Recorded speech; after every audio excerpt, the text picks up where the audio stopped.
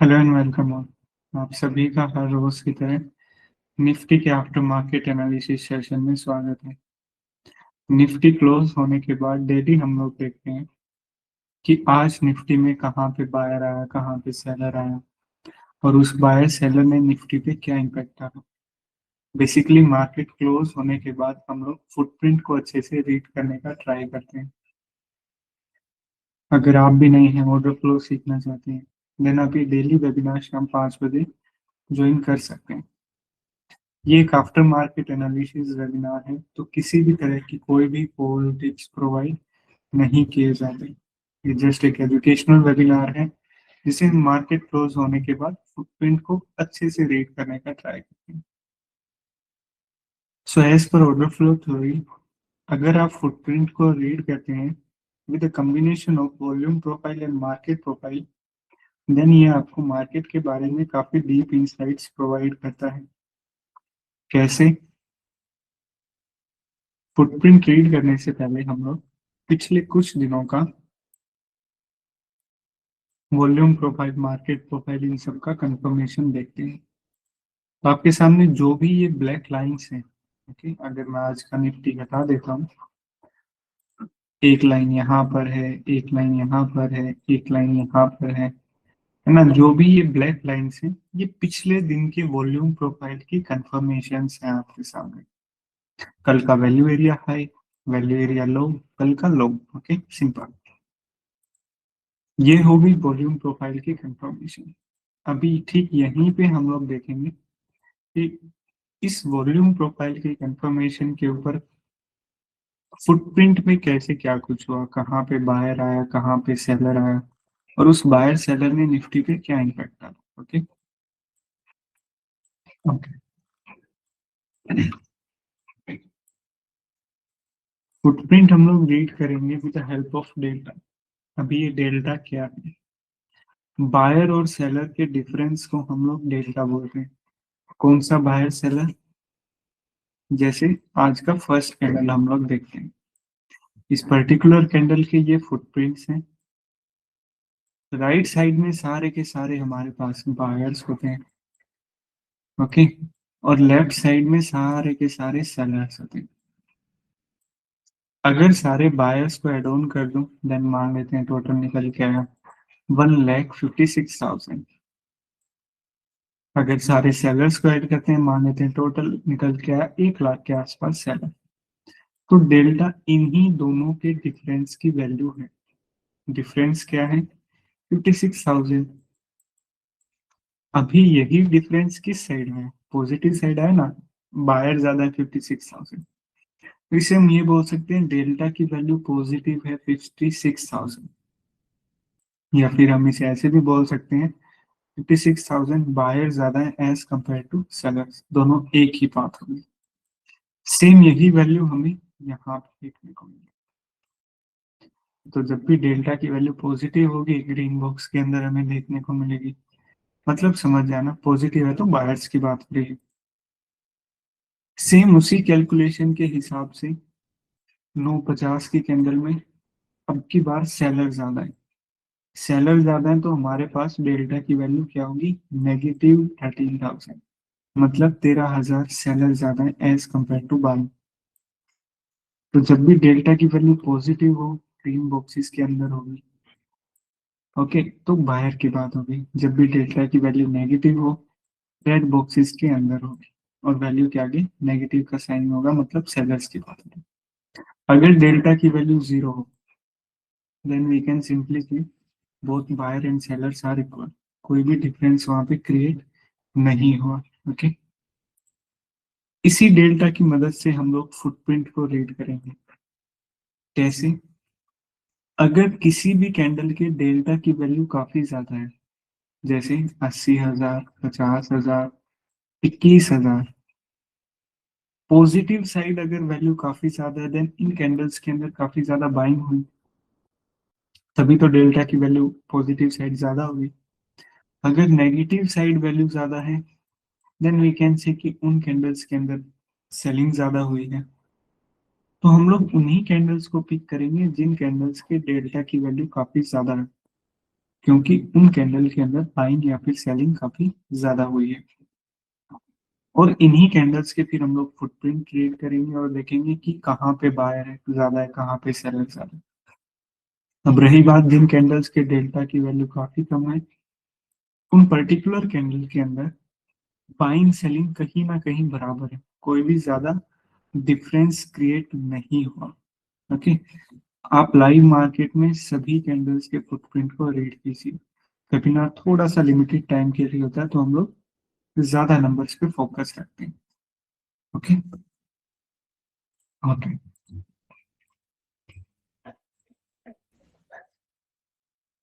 पहली कैंडल के अंदर हमेशा आपको वॉल्यूम ज्यादा देखने को मिलती है, लेकिन उस बाइंग के साथ अगर वॉल्यूम बाइंग साइड है, काफी बार बाइंग होगी प्राइस ऊपर नहीं जाएगा, काफी बार सेलिंग होगी प्राइस नीचे नहीं जाएगा।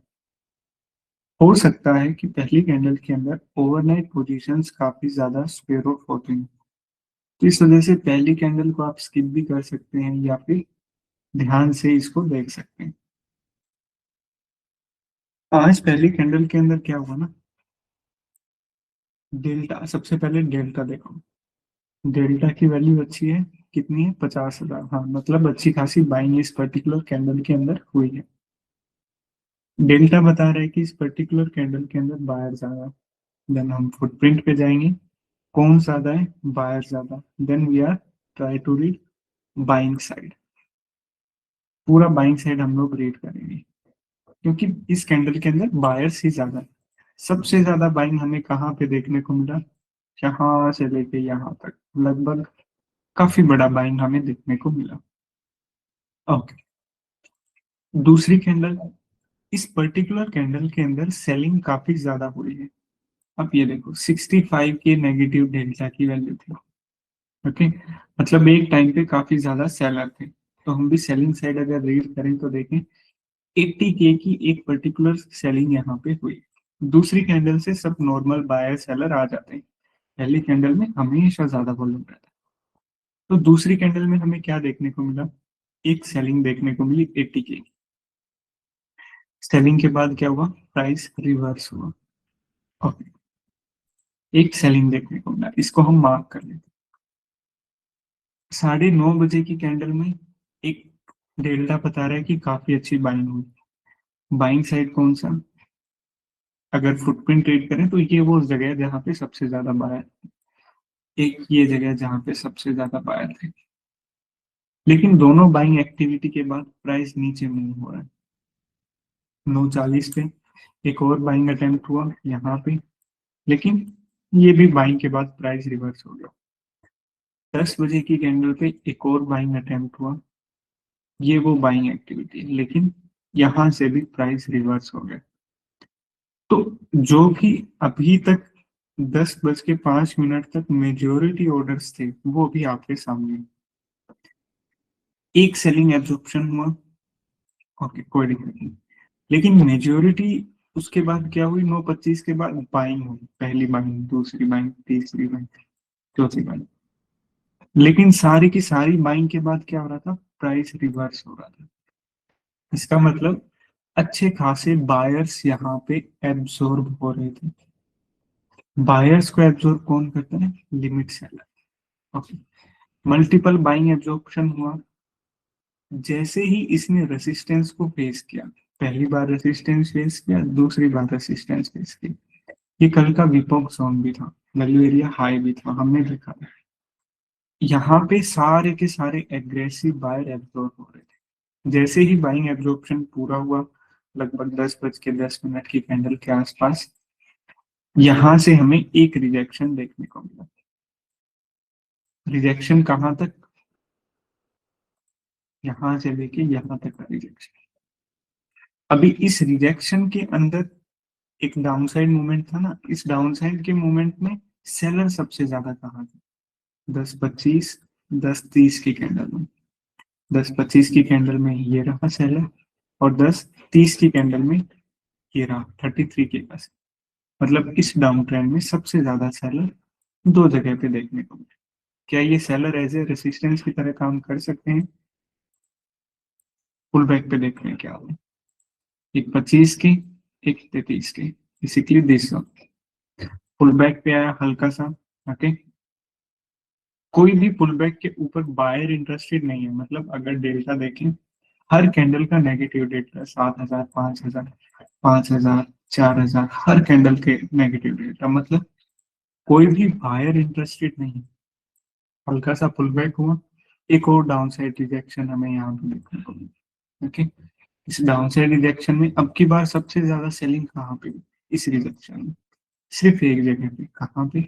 11-15 की, 34K की सेलिंग हुई। एक हल्की सी सेलिंग 11-25 की कैंडल में भी हुई, 20K की। ये एक सेलिंग यहाँ पे हुई थी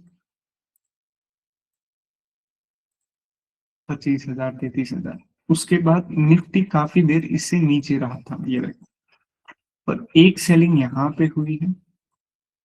इन सब की सेलिंग के बाद, इन दोनों सेलिंग के बाद निफ्टी इससे ऊपर होल्ड हो रहा है।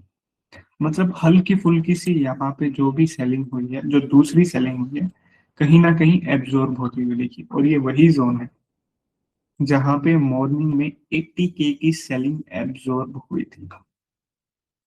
ठीक उसी प्लेस पे एक बार फिर से सेलिंग एब्जॉर्प्शन देखने को मिला। ये वो प्लेस था जहां पे बाइंग एब्जॉर्प्शन देखने को मिला था, ये वो जगह थी जहां पे सेलिंग एब्जॉर्प्शन हमें देखने को मिला।